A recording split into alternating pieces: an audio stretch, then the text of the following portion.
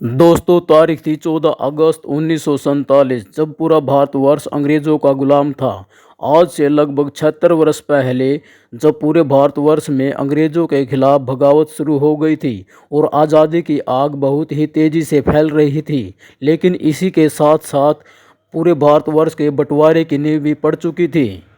समय करीब 9 बजे का था। बिजली की गड़गड़ाहट के साथ दिल्ली की सड़कों पर बहुत ही ज़्यादा तेज़ बारिश हो रही थी। दूर दराज से आकर लोग रायसेना हिल्स पर इकट्ठे हो रहे थे और लगभग 4-5 मिनट में लाखों लोगों की भीड़ वहां पर आ गई थी। रात के लगभग 10 बजे जवाहरलाल नेहरू, सरदार वल्लभ भाई पटेल, डॉक्टर राजेंद्र प्रसाद और माउंटबेटन वायसराय ऑफिस पहुंचे। भारत को आज़ाद घोषित करने की तैयारियां चल रही थी। लाखों लोगों की इस भीड़ में कुछ लोगों के चेहरे बहुत ही खुश नजर आ रहे थे, लेकिन लाखों लोगों के चेहरे मायूस भी थे, क्योंकि अखंड भारत अब 2 भागों में बंटने वाला था।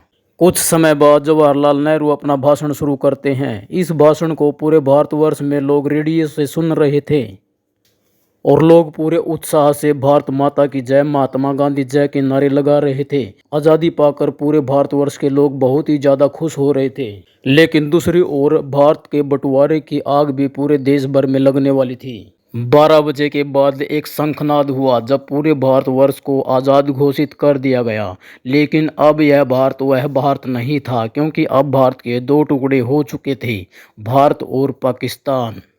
200 साल की गुलामी के बाद मिलने वाली भारत की इस आज़ादी से पूरे भारतवर्ष के लोग बहुत ज़्यादा खुश थे और पूरे देश में जगह जगह पर बहुत ही ज़्यादा खुशियाँ मनाई जा रही थी, जलसे निकाले जा रहे थे और एक दूसरे को मिठाइयाँ बांटी जा रही थी।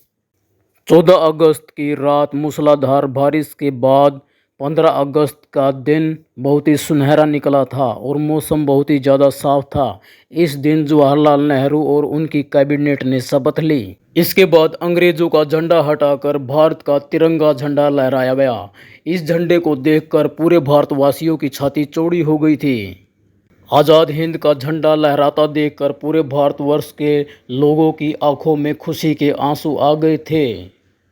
जब राजधानी दिल्ली में आज़ादी का जश्न मनाया जा रहा था, उस समय महात्मा गांधी पश्चिमी बंगाल में थे और वहीं से लोगों को शांति बनाए रखने के लिए कह रहे थे।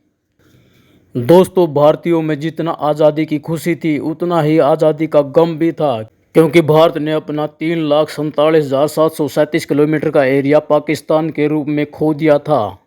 करोड़ों की संख्या में परिवारों का बंटवारा हो चुका था और जो अब तक भाई बहन थे, रिश्तेदार थे, संबंधी थे, वो अब एक दूसरे की जान के दुश्मन बन गए थे, क्योंकि भारतवर्ष का एक हिस्सा पाकिस्तान के नाम हो गया था और दूसरा हिस्सा हिंदुस्तान के नाम हो गया था। कयामत की इस रात के बाद भारत और पाकिस्तान में दंगे भड़क गए थे। हिंदू और मुसलमान एक दूसरे को काट रहे थे। इस लड़ाई में, इन दंगों में लाखों लोगों की मौत हो चुकी थी। पाकिस्तान में हिंदुओं को मारा जा रहा था, जबकि हिंदुस्तान में मुसलमानों को मारा जा रहा था।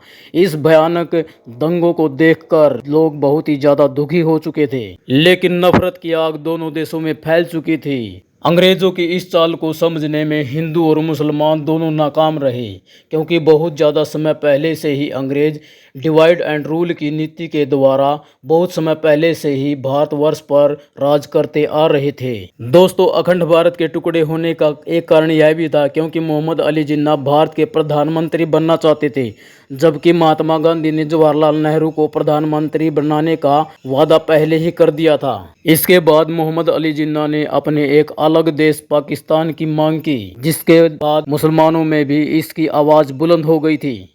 इसी फसाद के कारण लाखों लोगों को मौत के घाट उतार दिया गया था। अंग्रेज हिंदू और मुसलमानों में फूट डालने में कामयाब रहे और अखंड भारत के 2 टुकड़े करने के बाद हिंदुस्तान और पाकिस्तान में दुश्मनी हमेशा के लिए कायम कर दी। दोस्तों, वैसे तो अंग्रेज भारत के सबसे बड़े दुश्मन थे, लेकिन फिर भी भारतीयों ने इन अंग्रेजों को बारातियों की तरह विदा किया। दोस्तों, वीडियो को अंत तक देखने के लिए आपका बहुत बहुत धन्यवाद। वीडियो को लाइक भी करें, शेयर करें और चैनल को सब्सक्राइब करें। धन्यवाद दोस्तों।